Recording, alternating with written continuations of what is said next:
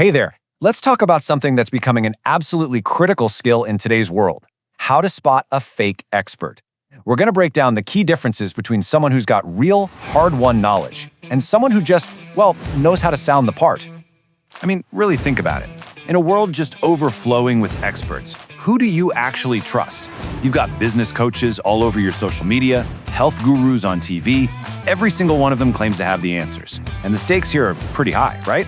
Trusting the wrong person can cost you a ton of time, money, and just so much frustration.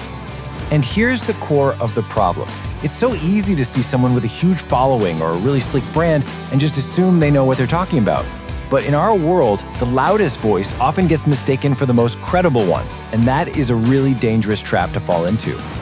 But the good news is there's a way to cut through all that noise, and it's actually pretty simple. We're going to walk through a powerful 5-part framework that's going to help you do just that.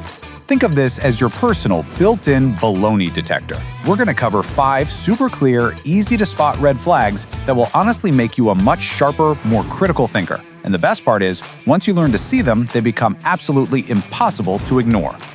All right, let's dive right in. First up is red flag number 1, the promise. This is all about what someone is actually offering you, and it's usually the very first thing you'll notice. Okay, so the fake expert, they're selling you a fantasy, right? It's the get rich quick, the lose 30 pounds in 30 days, the this one simple trick works for everyone no matter what. But reality is messy. A genuine expert knows this. They're going to talk to you in terms of probabilities. They'll discuss potential trade-offs, and they will always stress that your specific context changes everything. This quote just sums it up perfectly. The second you hear those guarantees and promises of effortless, universal success, your alarm bells should be going off. The world is complex. Anyone who pretends it isn't is probably selling you something. So, moving on to red flag number 2, the language. Now, this isn't about what they promise, but how they talk about it. You really got to pay close attention to the words they choose to use. You ever listen to someone and just feel kind of dumb? Like they're just burying you in these big, complicated words? Well, that's often a deliberate strategy. Jargon can be used like a wall to make something seem way more profound than it actually is. A true expert's goal is the exact opposite.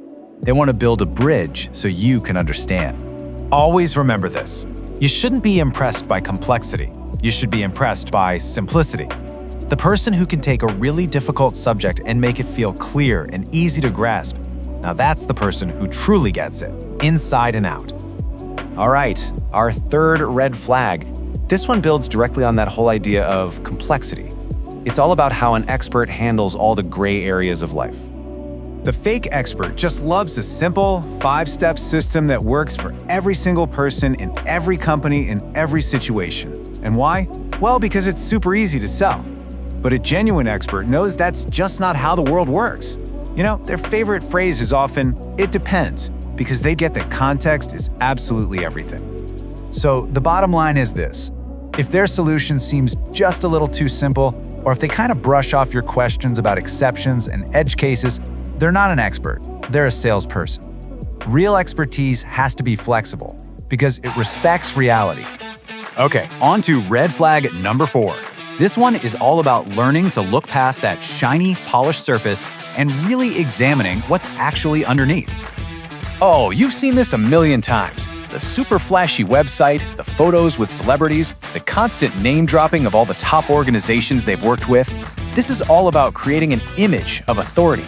But a real expert, they don't need to lean on all that stuff. Their track record, their body of work, and the sheer logic of their arguments, those are their real credentials. So you have to start asking yourself, what am I actually being impressed by here? Is it the quality of their ideas or the quality of their marketing? If it feels like it's more about the marketing, it is definitely time to get skeptical. And this brings us to our 5th and final red flag. And you know, in a lot of ways, this is the most powerful test of all, because it gets right to the very core of what expertise even is.